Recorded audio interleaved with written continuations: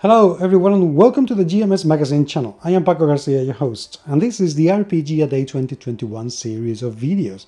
This is an initiative that was started by Dave Chapman about 8 years ago now, and every single day during the month of August we talk about role-playing games, whether it is people doing videos like myself, or articles, podcasts, tweeting, anything at all, just to talk about RPGs. And today's prompt, number 8, is stream.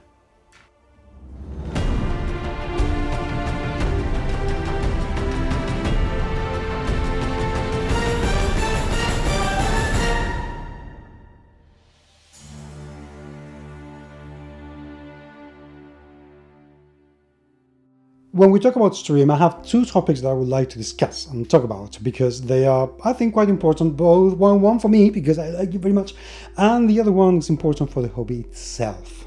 The one that's important for the hobby itself, and it's one that's become pervasive over the last 6 to 7 years, is the one of streaming. Yeah, services like Twitch or YouTube Live, that sort of things. I think they've become the way to make role-playing games known to everybody, because people who are not necessarily into role-playing games, they are actually interested in watching because it's nice, it's fun, it's interesting, it's entertaining, it's very entertaining. So, you know, since I believe it was Harmon Quest, the one that started this format, even though Will Wheaton also did something with Ashes of Arcana or Berkana or something like that. I can't remember something name. Sorry, Ronin, love you guys. But ever since that started, and the first time I saw the Will Wheaton show, I thought, this has legs. Very high production values. This has legs. It was very, very interesting and I loved it. I really, really liked it. And then Mike Harmon doing it with Harmon Quest, that was, wow, this could be good. And of course then Critical Role came, and they've gone up and up and up and up and up and up and up. And they will probably go a little bit higher before the plateau and stay like this for a while before, you know, everything ends. And eventually, I don't know how many years it will be, well, they will probably decide to do something else, or something else will happen and come along that will eclipse them on streaming. I don't know, but you know, I don't think anything can last forever. That's all. It's not that I wish they go, I don't. I think overall what they do is good for the hobby, so I am not going to wish them any ill or at all. I'm going to support what they're doing, which is great, but eventually they will probably have to go. But right now it's been proven that this kind of media is actually producing their own kind of celebrities, people who are known to non-gamers just for being GMs, for being actors or actresses, and that's brilliant. Love that. Really, that is fantastic. And I hope that that will continue going on. Why? Because, let's face it, it's a fairly inexpensive way of creating entertainment that can be, it makes it very reachable for an awful lot of people that otherwise would not have a means to make a living making and playing role-playing games. And the fact that some people actually can make a living streaming games, I think is absolutely wonderful. I love that.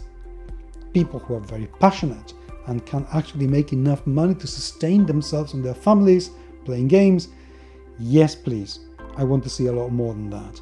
And if anybody has a complaint about that, look, if somebody can do it pretending to be Thor or Iron Man or anybody else in a movie, I can't see why it should be any different doing it pretending to be an elf or an investigator. That's my take on it. So I reckon that is going to become an increase in popularity and be the way to go when you want to make your games known. However, and this is my prediction that I think we need to look into and keep an eye on, I reckon that we are going to have exactly the same discussion and situation that we have with role-playing games regarding big guys and small guys. Because right now, you know, for big companies, they have it a lot easier to promote their games and have a much wider reach, as do larger, better known, better supported by the platforms, which is important, shows. Let's face it, Critical Role is always going to come first before somebody who's just started the day after tomorrow.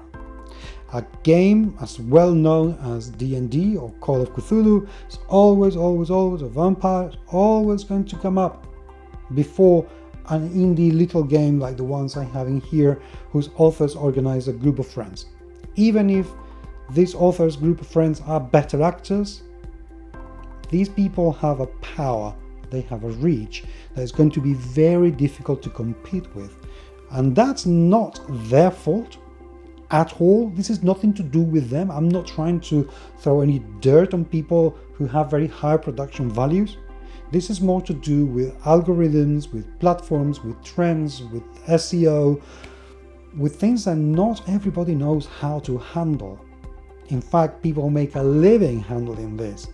But again, somebody with a small game that wants to go to Kickstarter is never going to have the same reach as somebody who's already been doing it or has the backup of a large company behind. So I think we're going to have to make exactly the same effort to get to know indies and get to know indie producers that we do to get to know indie games. Because otherwise, I think the best people are going to be eclipsed by the large people. And that's not to say that the large people are bad. I am not saying that. And I'm sorry to have to do all these disclaimers, but I want to clarify the situation. But I reckon that indie games have a lot more to offer in terms of new things to do, innovation, than the older games. And we have it harder to find out where they are. So this is something that we need to keep in mind. And the second bit I wanted to talk about, that's very dear to me, is the stream of consciousness, because I have used this a lot to write a lot of my adventures and characters. And I think it's a technique that can work very well, even though later on it requires an awful lot of cleanup and getting rid of things. For those of you who have never tried, stream of consciousness is basically just letting anything from your brain right down onto the paper or the computer or whatever it is without any filtering at all. It just comes out.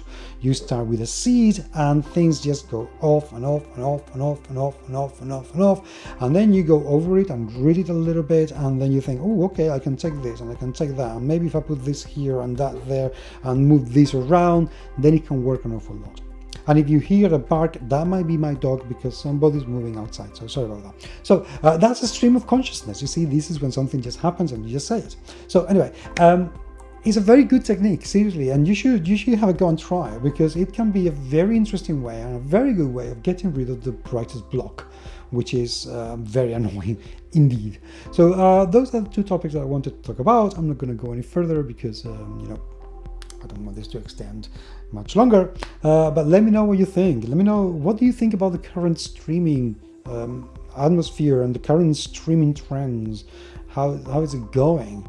And what do you think about the stream of consciousness? Have you ever used it? Because I'd love to hear what your results have been. Thank you so much, and I will talk to you tomorrow. But until then, take care.